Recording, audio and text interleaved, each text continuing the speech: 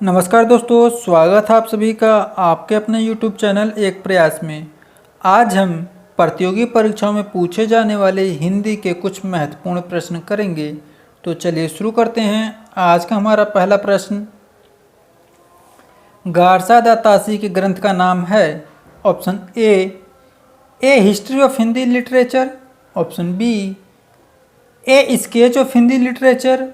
Option C the modern vernacular literature of Hindustan. Option D इस्तवार द ला लित्योतर एंदुई ए हिंदुस्तानी। इसका सही जवाब होगा ऑप्शन डी। गारसा दा तासी ग्रंथ का नाम इस्तवार द ला लित्योतर एंदुई ए हिंदुस्तानी है।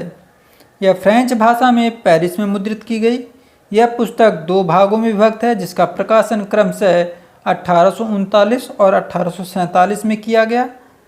गारसा दा तासी के ग्रंथ में कुल 738 कवि हैं, जिनमें से केवल हिंदी के 72 शेष उर्दू के हैं। प्रश्न नंबर 2, शिव सिंह सरोज के लेखक हैं। Option A Shiv Singh Sengar. Option B Mishra Bandhu. Option C Viyogi Hari. Option D Shyam सुंदर दास। तो इसका सही जवाब होगा ऑप्शन ए शिव सिंह सेंगर। शिव सिंह सरोज के लेखक शिव सिंह सेंगर हैं। यह पहली बार 1878 में नवल किशोर प्रेस लखनऊ से प्रकाशित की गई।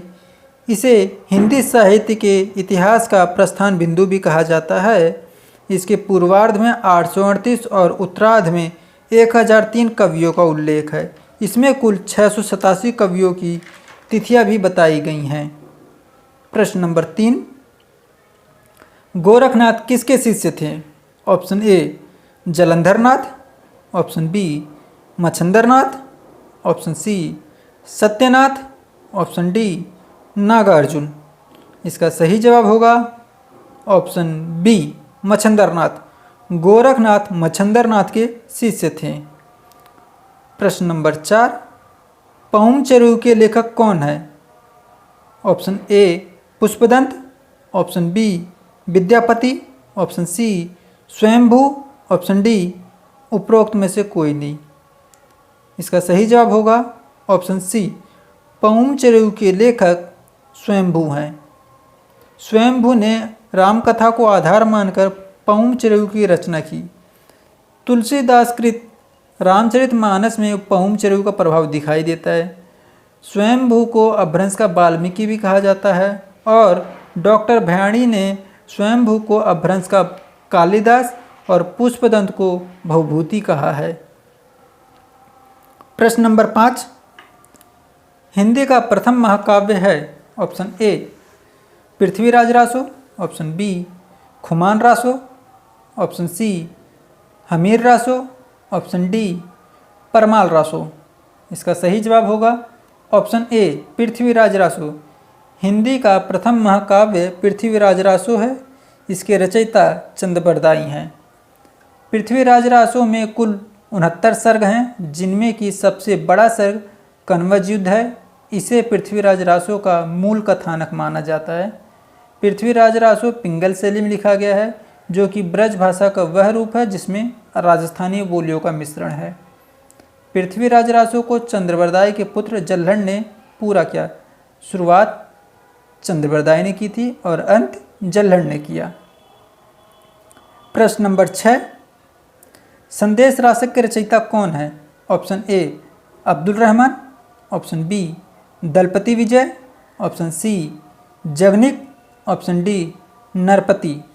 इसका सही जवाब होगा ऑप्शन ए अब्दुल रहमान। संदेश रासक के रचयिता अब्दुल रहमान हैं। यह भारतीय भाषा में रचित इस्लाम धर्मावलंबी कवि की प्रथम रचना है, जो कि 13वीं शती में लिखी गई। यह 3 प्रकरणों में विभक्त है। इसमें कुल 223 छंद हैं।